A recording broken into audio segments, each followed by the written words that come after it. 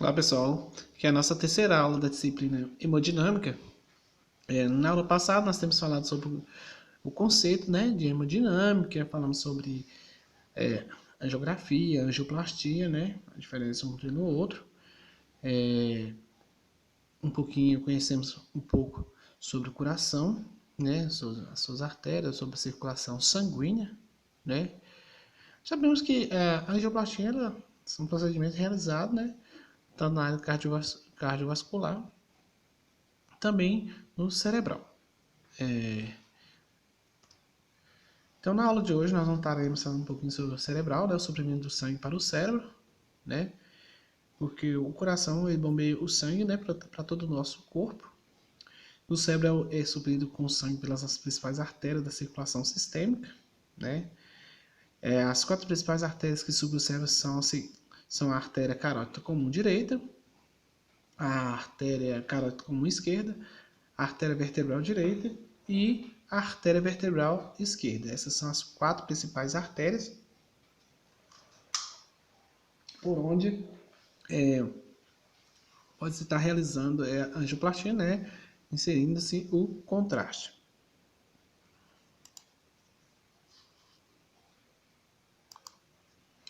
O exame radiográfico dos vasos do pescoço e do cérebro inteiro é referido como angiograma ou angiografia cerebral dos quatro vasos, porque nesses quatro vasos são seletivamente injetados no meio de contraste iodado, que é o contraste mais comum utilizado na hemodinâmica. Os três ramos principais formam-se o arco, que forma o arco da aorta. Temos a artéria bracocefálica, né, que é o tronco bracocefálico, a artéria carótida comum esquerda e a artéria subclávia esquerda. Artéria do pescoço e da cabeça. O tronco arterial bracocefálico bifurca-se em artéria carótida comum direita e artéria subclávia direita. A artéria carótida comum direita, ela divide em artéria carótida externa e a carótida interna. E cada artéria carótida externa sempre sua principal a porção anterior do pescoço e a face da parte maior do escalpo e das meninges. Temos involúcros cerebrais. E cada artéria carótida interna supre os hemisférios cerebrais, né?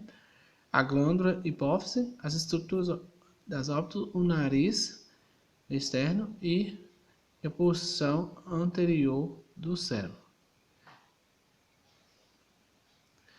Essa glândula da hipófise, pessoal, ela fica lá na célula túsca, né? Que é bem aí, diz assim, aquela sobreposição do osso esfenoidal.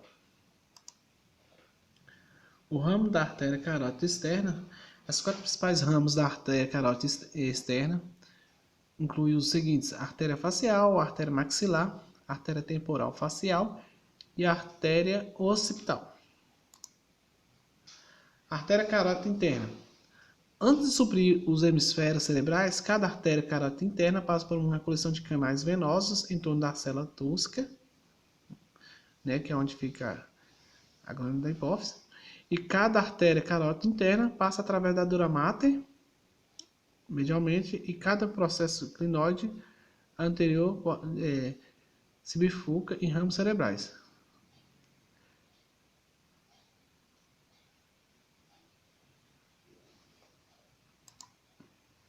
Artéria cerebral anterior. As artérias cerebrais anteriores se curvam em torno do corpo caloso, emitindo alguns ramos para porções médias do hemisfério cerebral, e cada artéria cerebral anterior se conecta à sua opositora e à circulação cerebral posterior. Artéria cerebral média. A artéria cerebral média é o maior ramo de cada artéria carótida interna, e essa artéria supre os aspectos laterais da circulação cerebral anterior. Artéria vertebro-basilares. As duas artérias vertebrais entram no crânio pelo forame magno e unem-se para formar uma única artéria basilar. As artérias vertebrais e artérias basilar e seus ramos formam o sistema vértebro-basilar. Veias cerebrais. Os três pares de veias principais que drenam para a região da cabeça, face e pescoço são os seguintes: as veias jugulares internas direita e esquerda, as veias jugulares externas direita e esquerda e as veias vertebrais direita e esquerda. Sistema venoso craniano. Somente as veias mais proeminentes estão identificadas. Um grupo não especificado individualmente é o das veias cerebrais externas, que drenam a superfície externa dos hemisférios cerebrais ao longo de determinados seios urais. Similares a todas as veias do cérebro, as veias cerebrais externas não possuem válvulas e são bastante finas por não possuir tecido muscular. Sabemos que, no coração, tem lá que algumas veias artérias possuem as válvulas, né? Podemos citar aqui tem uma tricúspide, né? A mitral, né? Já que do cérebro já não tem. Técnica de cateterismo. Existem algumas técnicas, né, de cateterismo. As principais técnicas para a realização de exame de cateterismo, no caso cardíaco, são o método de Sones, o acesso braquial, o método de Jugnes e o acesso femoral percutâneo, e o método de Campial ou acesso radial. O acesso femoral é um dos mais comuns, né, pessoal?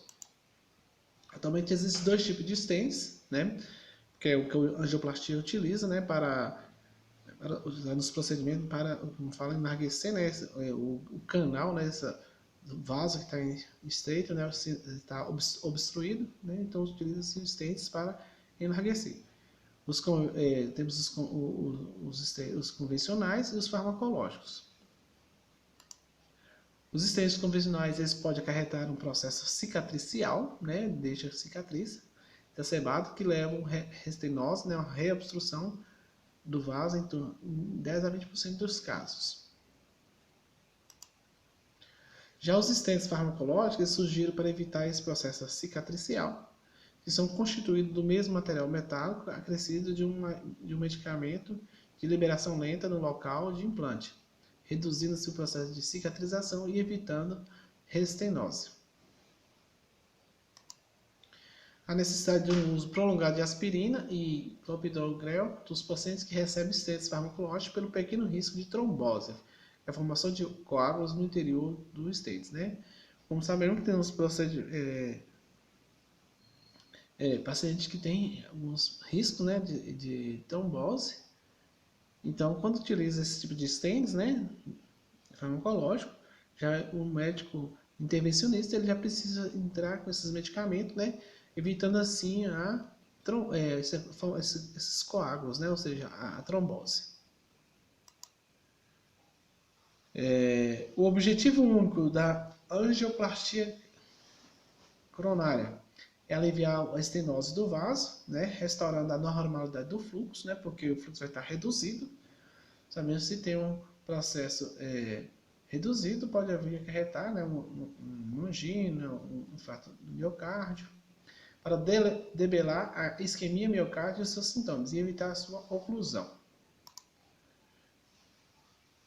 Temos aqui essa imagem de uma sala de hemodinâmica, né? Na sala de hemodinâmica, são duas salas. Se vocês prestarem atenção nessa figura, né? Temos aqui este profissional que está aqui monitorando, né? Captando as imagens. E tem aqui esse vidro, né?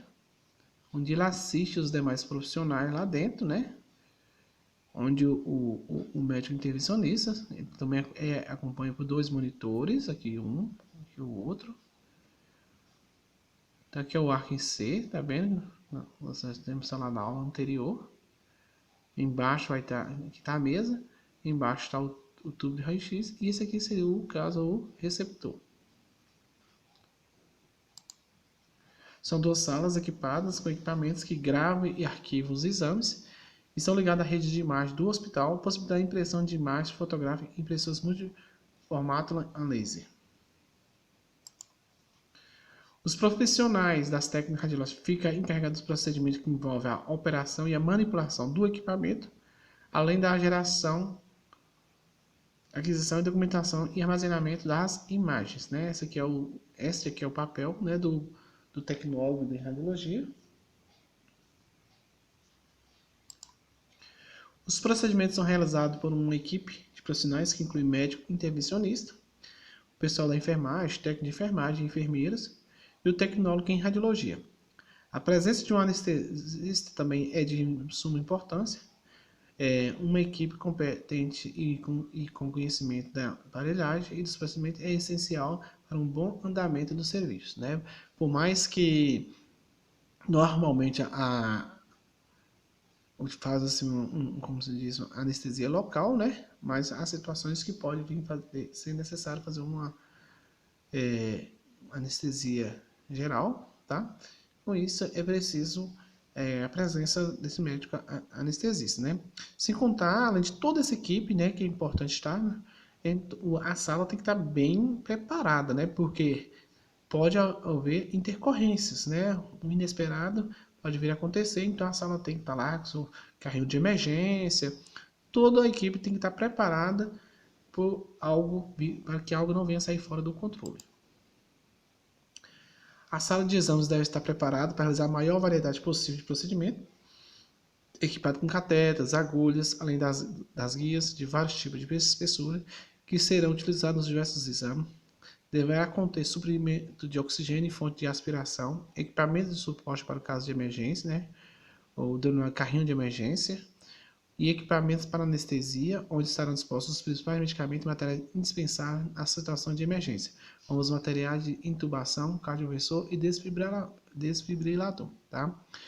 E também isso faz parte da exigência, né, da vigilância sanitária, né? Esses carrinhos de emergência, onde contém todos os tipos de medicamento, porque se vier a ocorrer uma intercorrência, né, a equipe esteja preparada. Aqui temos essa imagem, tá? De um arco em C, tá? Esse aqui é o arco em C, o formato de C, né? Aqui embaixo, na parte inferior, temos aqui o tubo de raio-x, tá? Que aqui por mais que a formação de raio-x é o mesmo de um aparelho de raio-x, mas aqui nesse caso, né? O tubo está embaixo, na parte inferior, tá? A parte de cima é o intensificador de imagem, tá? Então o raio sai por aqui e o paciente está aqui deitado sobre a mesa. Está aqui o paciente. Temos aqui um profissional, está aqui do lado, né? Fazendo. Ele tem essa proteção aqui. Temos aqui esses pontinhos vermelhos aqui em cima. Temos aqui são os dosímetros, né? Perto do olho, por causa do cristalino, né? Sabendo que é uma das partes mais sensíveis da radiação. Tem um aqui perto, o anel, né? Que fica no dedo, né? Também o dosímetro de anel. Temos aqui um dosímetro acima do avental, da altura do pescoço, né? Que é mais comum utilizado, né? Essa parte aqui você vê que ele está com o avental. Agora, por baixo do avental, utiliza-se um outro dosímetro, tá? Então aqui ele está com um dosímetro sobre o avental e um outro por baixo do avental. Isso é importante, né, para ver que é uma área de radiação, e então precisa ter todo esse processo, né, de proteção radiológica, né? Por mais que o dosímetro não protege, né, mas ele é importante a utilização dele. Temos aqui a imagem de uma angioplastia, tá? Antes do procedimento e após o procedimento. Se vocês observarem aqui antes, né? Você vê um estreitamento aqui dessa veia, dessa artéria aqui, ou veia. Aqui você já vê que houve enlargueceu, tá vendo? Se observarmos aqui para esse outro, antes e depois, você já vê uma diferença, tá? É a mesma estrutura, porém está mostrando o procedimento um antes e um depois.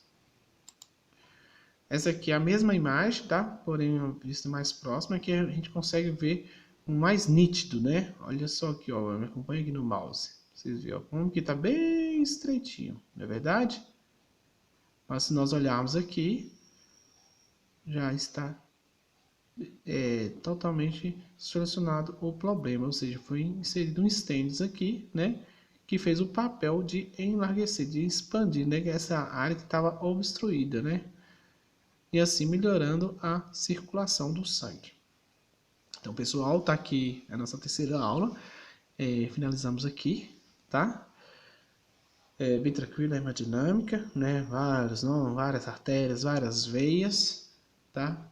Mas é basicamente isso aqui que vocês precisam ter o conhecimento, tá ok? Então fica assim, até uma próxima aula.